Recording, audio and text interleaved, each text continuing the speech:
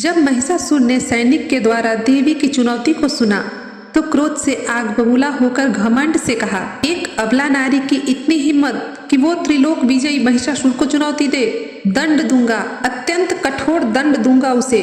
प्रेम से माने तो ठीक, वरना केशों को पकड़कर खींचते हुए लेकर आऊंगा।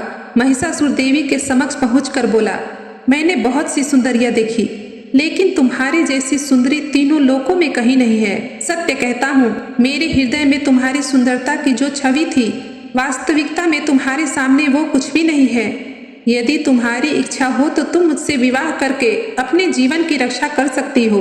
विधाता ने तुम्हारा सौंदर्य मेरे सिंहासन की शोभा बढ़ाने के लिए दिया है। देवी ने कहा, ठीक है, पहले युद्ध करके मुझे पराजित करो। यदि तुम मुझसे विवाह करना चाहते हो तो मेरी शर्त का पालन करो। तुम्हें मेरी शक्ति का एहसास नहीं है सुंदरी, स्वयं तुम्हारे नारायण भी मुझे हरा नहीं पाए। अरे दुष्ट, जब तू इतना ही शक्तिशाली है तो फिर अपनी शक्ति का अनुचित उपयोग क्यों करता है? तू स्त्रियों का हरण करता है, उन्हें सताता है और फिर उनके साथ दुराचार करता है।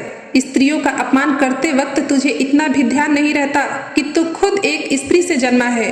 जगत जननी हूँ मैं, तुम्हारी भी माँ हूँ, और संतान माँ को कुदृष्टि से देखे ये तो पाप की पराकाष्ठा है, और ऐसे में उसका सर्वनाश निश्चित है।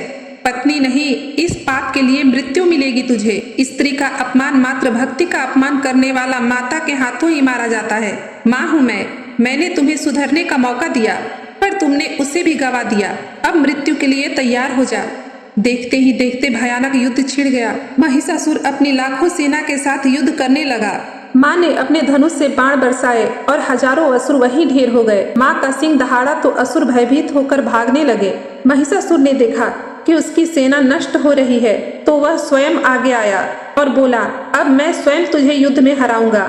अब महिषासुर ने युद्ध नीति अपनाई। पहले सिंह का रूप लेकर माँ पर झपटा। माँ ने त्रिशूल से उसका सीना चीर डाला, फिर हाथी बनकर आकाश में उछला।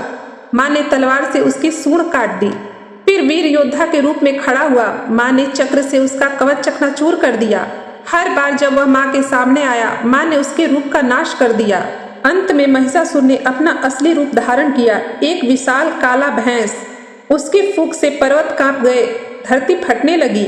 वह अपनी पूंछ से बादलों को बिखेरता और सींग से आकाश को टकराता। माँ ने उसे देखकर कहा, अब तेरा अंतिम समय आ गया है। महिषासुर गुस्से में दौड़ा और माँ पर टूट पड़ा।